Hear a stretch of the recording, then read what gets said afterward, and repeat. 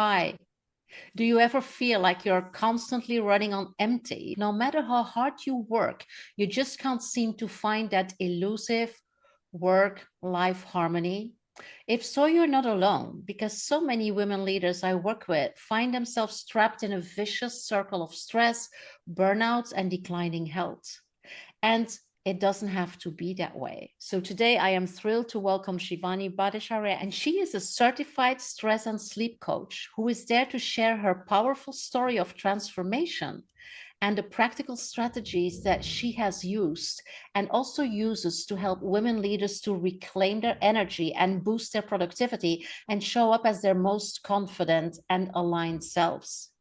Shivani knows this journey intimately. For years, she has pushed herself to the limit in the corporate world, working long hours, ignoring her own well being.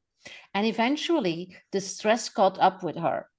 Shivani found herself facing multiple lifestyle diseases, including PCOS and digestive issues. And this wake up call inspired a profound transformation. Through certifications in mindfulness, cognitive behavioral therapy for insomnia, and behavioral psychology, Shivani developed a holistic approach to managing stress and achieving better sleep. And now she's on a mission to support other women in doing the same. So, if you are ready to break free from the limitations of stress and prioritize your well being without sacrificing your ambition, buckle up. This conversation is about how to unlock a whole new realm of possibility. So, Shivani, welcome to the Boundary Breakers Collective, and let's dive in. What can you share about your own journey that led you through this work? Thank you, Helena, first of all, for having me. I'm pretty excited to be on this podcast with you. Hmm. And what really inspired me to start my coaching journey, like you already introduced a lot of things about me, and you've covered all of that already. But yes, it was my own personal struggle with dealing with stress, sleepless nights. And most importantly, I formed a habit of quitting every single job that I was working in because I felt that there's something wrong in me. Mm-hmm. I didn't have the skills and tools at that moment to understand that I can develop some skills and manage my stress better. But I always felt that I was falling short because I lacked something and I wasn't good enough. And I kept on quitting one job after the other. And I kept on pushing myself and adding a lot of stress in my own life, mentally thinking that I need to do more. I need to prove my worth more because I always felt that I wasn't doing good enough. And there came a time when there was no balance between my professional and my personal life. And I was really working very hard to prove my worth, to climb up the corporate ladder, to gain promotions, because I was always ambitious and I'm still a very ambitious woman. And I think there's nothing wrong with that. But I paid a very heavy price because I wasn't able to manage my stress and that affected my sleep. And I'm going to talk in this conversation with you about the relationship between stress and sleep as well, that how they're interconnected with each other. So I used to sleep for just like about 5 to 6 hours because I had a running mind all night, thinking about my work next day. Will I be able to do it? I had no clue what it really meant to set boundaries, a healthy boundary around me. So I had zero boundaries around me. I would never ever say no to anybody. So it was always yes to everything. And even when I had like a full plate, like I knew my schedule is packed, I can't take more load, I would keep saying yes because I never had any healthy boundaries. And that's when lifestyle diseases like PCOS, like you mentioned, and even endometriosis. I went under a surgery. And I remember very clearly my doctor telling me one thing that you can go to the best doctor and be on the best medication ever. But if you don't pay attention to your basic needs, which is managing your stress and just sleeping 8 hours, nothing on earth can ever help you. And I think Mm-hmm. that was a waking call for me. I was like, yeah, that's very true. If I can't manage my stress and if I can't prevent burnout for myself, there is nothing that can really help me. That's when I sought guidance. I went for therapy. I started with a counseling with someone similar like me.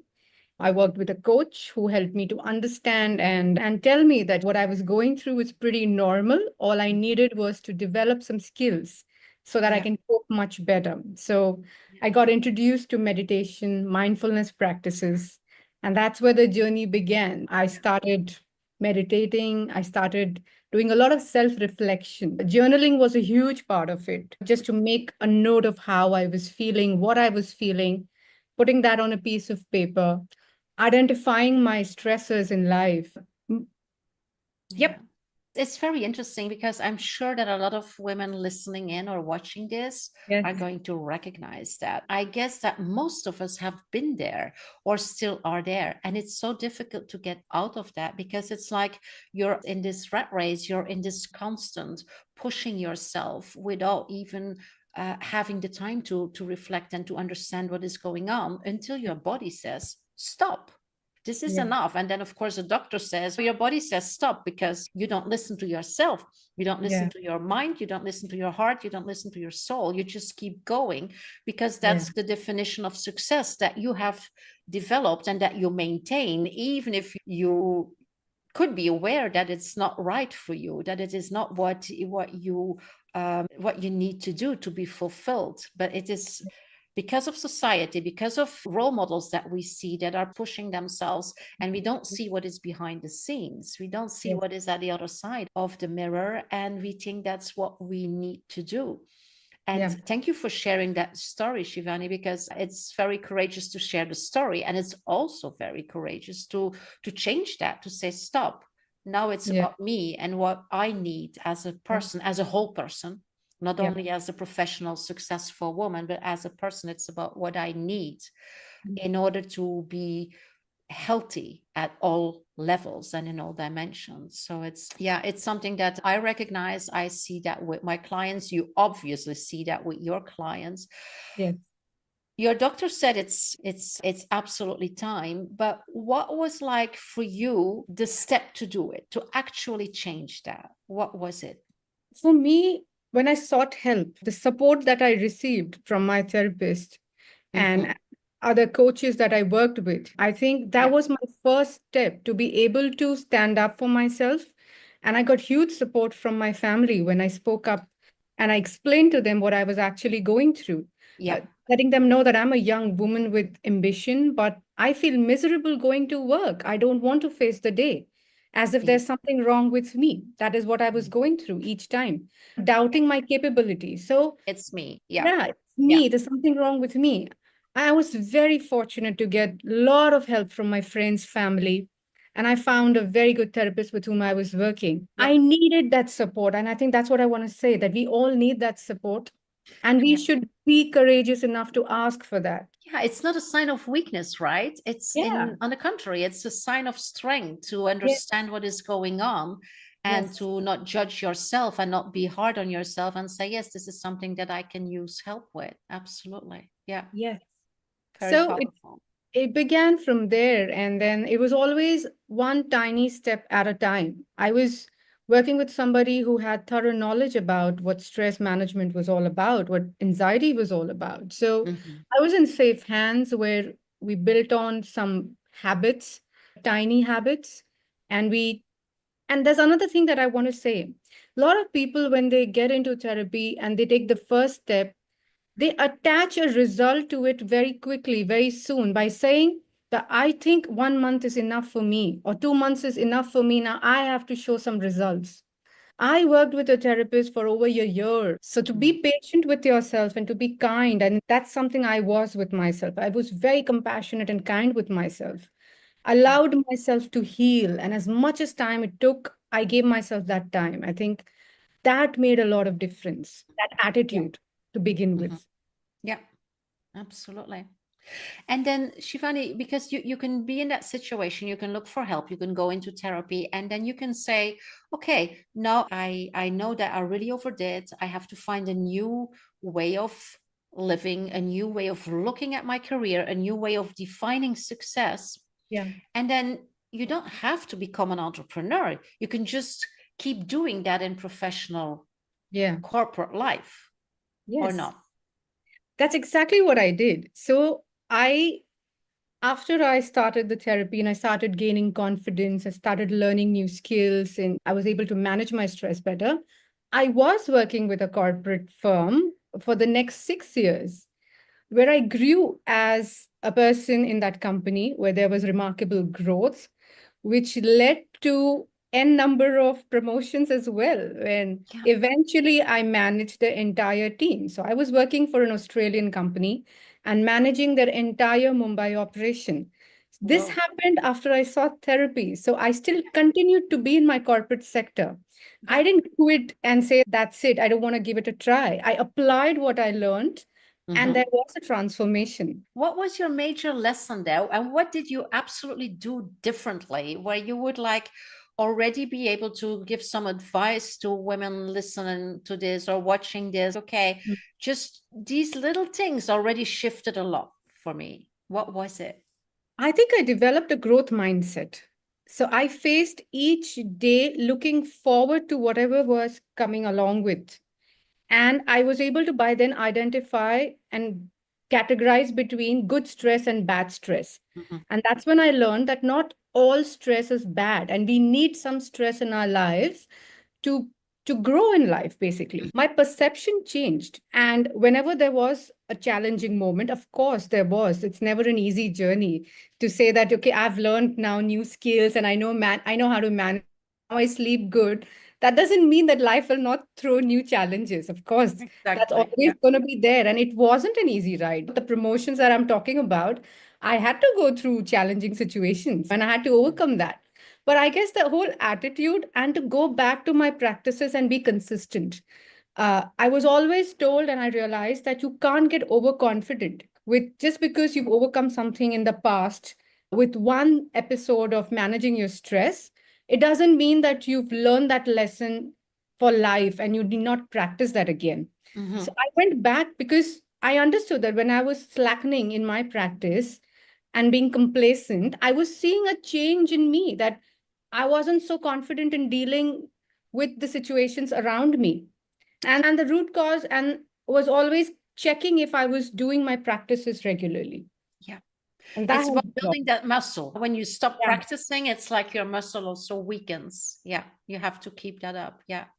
And I Yes. love to say that you say you change your perspective, because if you change your perspective, you also change your experience, how you perceive things and how you Yes. feel about it. That's an important one, because Absolutely. how we think about something is defining how we feel about something, and the choices and the actions and the decisions that we take on top of that. So it's like staying connected with yourself, with who you really are, Yeah. instead of doing whatever you were supposed to do or what expected from you. Does that make Mm. sense? Yeah, it does. Mm. Absolutely. Yeah, beautiful.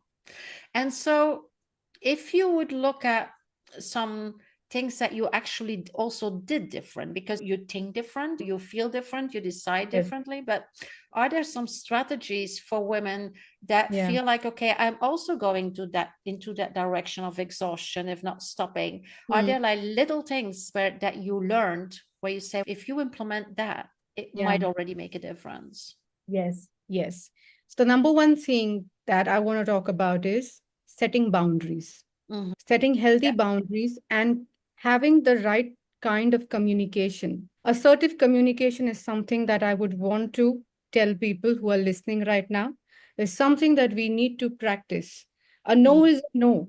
And to convey this very clearly by giving utmost respect to the person, you need not feel guilty about doing that. Yeah. Just because you're employed and you're working with somebody, that doesn't mean that you don't have the right to clearly communicate and tell them how you're feeling.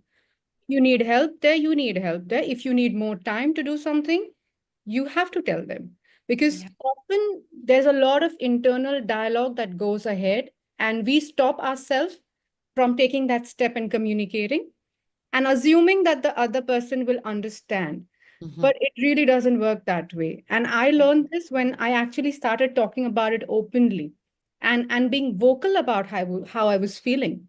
If I needed to hire more people in my team to, let's say, fulfill a sales target, I was vocal in saying that I cannot do everything on my own and I need help. And I Yeah. explained to them with a proper strategy and a business plan that why I was asking for more people to join my team, Mhm. Yeah. which initially I would just keep myself completely, keep my mouth shut and just keep taking it all on myself. So I think healthy boundaries doesn't mean that you are being rude to somebody or you're not serious about your work. Always saying yes always leads to burnout. This is Yeah, a simple thing. absolutely. Yeah. And the Learning. yeah, as you know, the thing is also as women in leadership positions, sometimes we feel like we have to prove ourselves and we have to do like a lot more than men in the same position. And Yeah. so if we get an assignment or a project or a new role, we are like so eager to prove ourselves worthy that we don't even think of, wait a minute, okay, what is basically the mandate that I get? What is it that is expected from me in this role?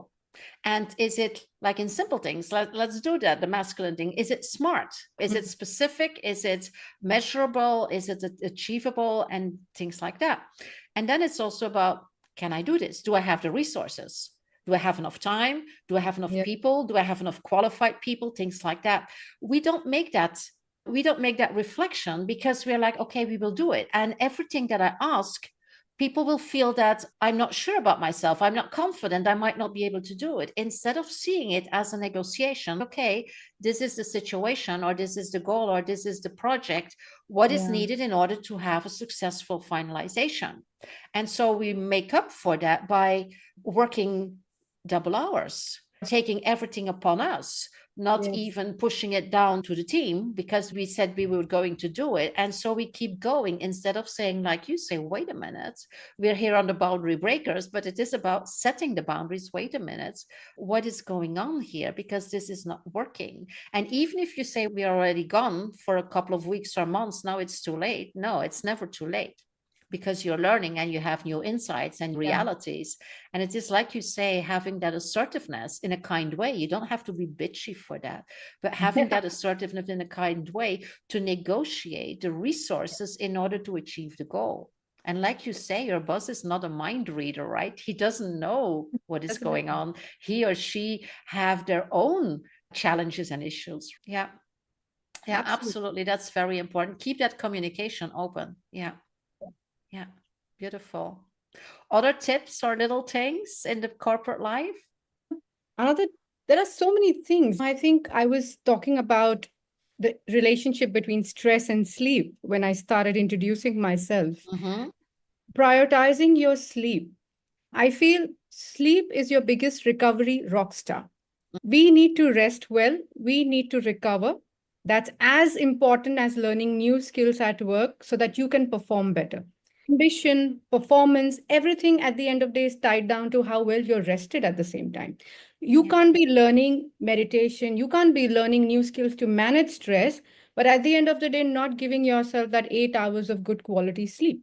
Yeah. So I think that should be your number one Mm-hmm. focus as far as your rest and recovery is concerned. Absolutely giving yourself that time to switch off again by having that healthy boundary that once I'm back from work, whether it's 6 p.m., 7 p.m., that's it. My time at my work is over. A Mm-hmm. quick journal can really help you to write down and give a closure to that particular day that this is what I've achieved XYZ things. And this is what I have for tomorrow planned. And I'm Mm-hmm. going to look at it tomorrow, first thing in the morning. So that's a Yeah. closure. That's Yeah. when I work with my Good to clients, go. I tell them, you Yeah. do a morning journal, you prioritize the things you need to do. And then at the night, you give it a closure by saying you've done your thing, your best. And some things are going to be carried forward for the next day. So that's something really helps. And winding down in the evening, like we wake up in the morning, we have a slow start. We don't just jump off the bed and conquer the world, right? It's a slow start. You get up, you drink your coffee, you change, you take a shower, you go for a run, and that's when the cortisol kicks in and you're ready to face the world. So if you Exactly. want the melatonin to kick in the evening, you have to slow down. You can't give a wrong signal to your body because then your Yeah. body keeps on producing cortisol, thinking that you have to work harder and harder. Yeah. Slowing down, dimming the lights off, doing some rituals before you sleep. Like I said, it could be some breath work, meditation, signaling your body that now it's the time to rest. Preparation is needed. And Um, that's going to help you to sleep like a baby at night. yeah. Wonderful. Shifani, so you said that you, after this breakdown, you still stayed in corporate life, you Yes. changed things. So you became basically, you were back on track, you were successful, got promotion after promotion, managed a team. And then what happened? Yes, that then what happened was I always had this dream that I wanted to get into counseling and coaching. And it's a long story, but I'm going to cut it short. Always with my friends, like always, whenever they used to confide in me and talk to me about their problems, I would at the end of the day get a very good feedback as a feedback that you should take this very seriously, become a professional and maybe get certified and learn things because you're compassionate, you're a good listener, you understand what we're talking about, and we Mhm, feel great after this. I used to take it as a joke, not take them very seriously, but it kept on increasing the amount of feedback that I received from people around me. And other than that, most importantly, when I was able to transform so many things in my own life, I wanted to help women leaders around me. mm. I wanted to tell people because it was a very common thing. Even right now, when I speak to people, it's a very common thing for them to start hating their job and think that there's something wrong with them. And when I was able to do that, the first thing that I really wanted to do was be able to help more and more people around me. So Why is that that so important for you? it was an inner call, to be very honest, to Mhm, make a difference. That's the kind of person I am. To be able to build that community around me, to support each and every other woman around me. Because when I really needed help, there was someone for me. It was my way of giving it back. And I saw a purpose, and my values were totally aligned with the kind of work that I wanted to start doing, which was mhm. coaching. Okay. Well, a lot of women are very interested to start coaching. Doesn't mean they do it because you have to leave a golden cage, right? Because you build your career, you build your reputation, you build your Yes. credibility and authority in corporate life. And then you have this calling, which is an amazing and beautiful calling. I can only resonate with that. But then it means that you also have to give up things, right? So, Yeah. how did that go? Because that's not an easy Yeah. thing. You make it sound very easy, but it's not, right? No, it's not. No. I did not put my papers down overnight just because I had this calling and start my coaching business. I planned it meticulously, and it was something that I started doing part time. I did not leave my job and just decide to become a coach overnight. It wasn't so Yeah. easy. Hmm. I continued with my work, and on weekends I would take classes and I would, learn new skills and get certified myself. And that went on for a couple of years, for good couple of Yeah. years. So you And prepared for quite a long yes, time, I did actually. Yeah. prepare for But quite you some had that time. vision clear in front of Yes, you. yes. So the more I learned, the more I dived into it, the more confidence I was gaining. And it was like an assurance that I was getting that I chose something and this is exactly what I wanted to do. Mm. And I remember I hosted like a group coaching program that was all about mindfulness. That was my first group coaching program. And there were 4 people, not more than that. Yeah. But Hmm. then it happened on a weekend. So it was for 4 weeks. And every Sunday, like we would meet consecutively for 4 weeks. And that did not interfere with my work because I was working Monday to Friday. I had my weekend off for myself. So that's how the journey began. And then slowly, when I felt like it's time now, I'm prepared with resources, financially also, and knowledge wise also. That's when I took the plunge and I was like, I want to do this full time. Yeah. And how did it feel to do that? It felt amazing. Like each time I'm associated with anything that's got to do with coaching, okay, that even if it is marketing, let's say, for example, or doing a podcast or learning something or talking to someone on a discovery call, no matter what the time is, no matter how many meetings I've had in that day, it never feels like I'm working. And Hmm. that's something, it's something that I never felt in my 15 years of career span, that I'm waking up today because I have to work. Coaching empowers me. Yeah. Talking about mental health empowers me and it keeps me on track at the same time. It's Yeah. like exchange of energy that happens. I'm lifting you up. I'm also helping myself in that entire process. So Yeah. It's Yeah, absolutely. I like that. I always say when I work with a woman that I coach, we both learn, we both grow, we both develop. yeah, Absolutely. It's that interaction and that co-creation of inner wisdom that is basically very fulfilling. Yeah. yes. Yeah.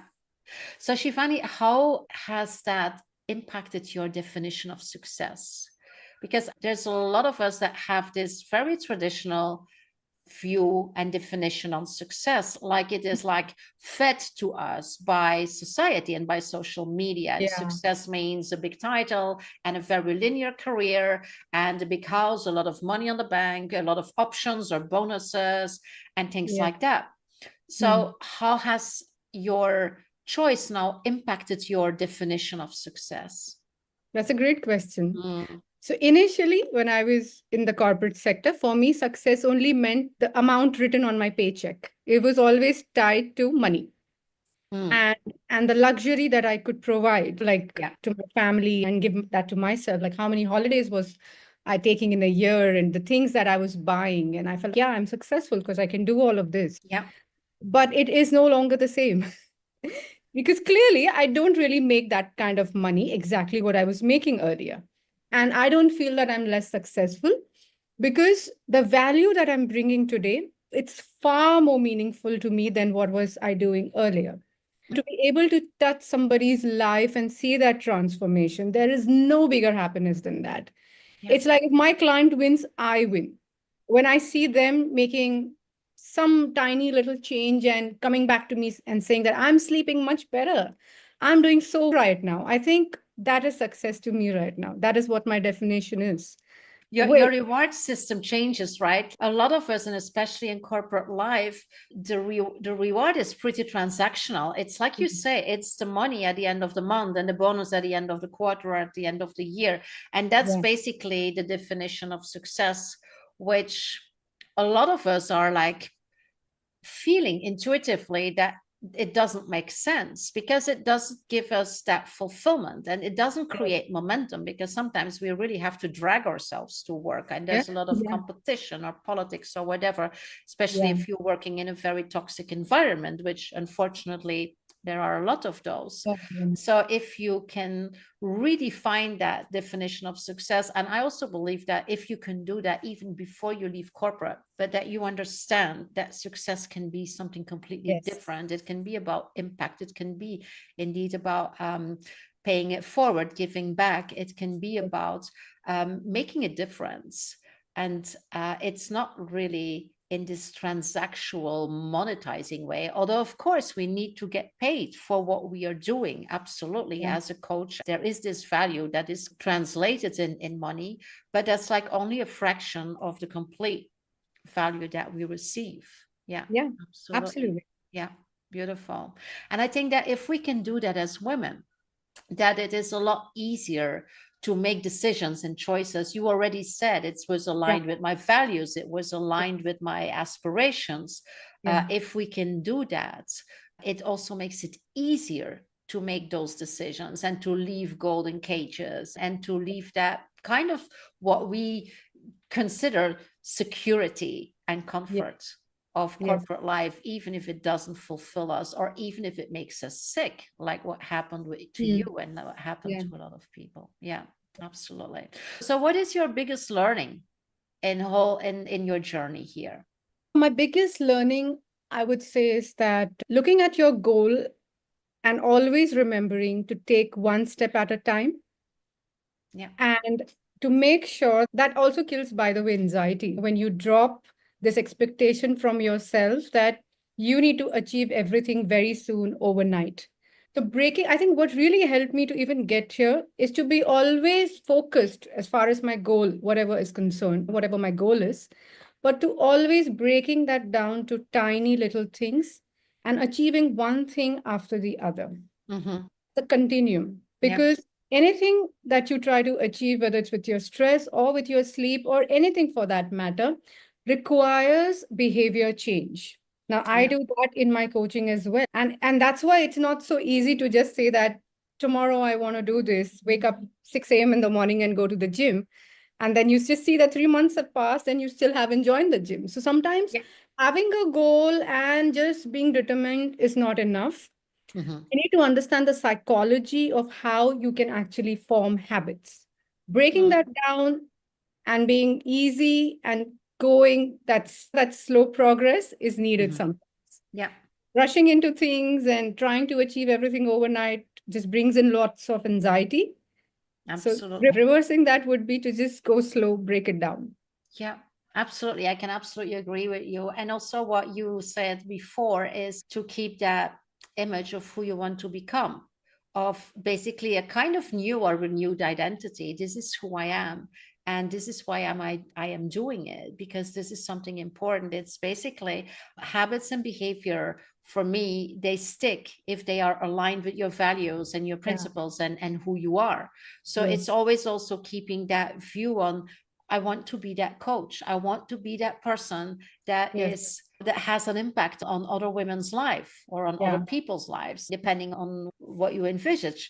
But if you also keep that in mind, you can also better stick to those habits and those behaviors, even if you don't feel like it one morning and you say, Yeah. okay, I have to do it. So it's basically, it's all aligned with each other. And I think that's the beauty of it, to understand that everything is aligned: habits, behavior, strategies, with Yes. values and belief systems, and with our identity. That's if we can really keep all these aligned and in connection, then it's a lot easier to do. Yeah, Yeah. beautiful. Shivani, if people that are listening in or watching this, if they want to get in touch with you, what's the easiest way to connect with you? They can go on my website, which is Mm-hmm. wellnesswithshivani.com. Mm-hmm. They can book a free discovery call with me anywhere between 30 to 60 minutes. There are no strings attached here. I'm just happy to listen to you and Mm-hmm. just support you in your journey. So you can book that call with me, visit my website and do that. You can Yeah, find me on LinkedIn as well. Type my full name and email me wellnesswithshivani@gmail.com, and I will reply to you the moment I receive a mail from you. And wonderful. Yeah. Do you also have a free gift? yes, I do. I have Tell us a little bit quite a more. lot of gifts, actually, plural, I would say, not one. I have a ready done journal that you can, as a beginner, even start, even if you've never journaled in your life. It's Okay. very, very easy to use, and it really helps you to plan and manage your day really well. I also have a free audio guided meditation in my own voice. It's a short 5 minutes audio guided meditation, which can help you to come back in the present moment, no matter where you are, no matter what you're dealing with, no matter what your stress levels are, no matter how high they are. But just listening to that audio meditation can really make you feel a lot more calmer and relaxed. Mm. So then there's also a newsletter subscription where Okay. you receive some well-researched, science-backed articles on stress, sleep, burnout, and you can just get that in your inbox fortnightly. Mm. Wonderful. Thank you so much for that generosity. And we will make sure that all the links to these things Yes. are in the show notes and in the comments. Yep. So you have all that information directly available if you want to catch up with Shivani, or if you want to learn from her wisdom and from her experience. So that was amazing. Shivani, thank you so much for being here, for sharing your wisdom and your experiences, for being vulnerable and telling the things the way they are. We know it's not easy. We don't have to golden everything or make everything sound like it's easy and fun. It's not. That's not what life is about. And there's enough of these things on social media that are like these shiny objects and shiny things. So thank you for bringing it for what it was. Your work is extremely important. So thank you also for what you do and for who you are.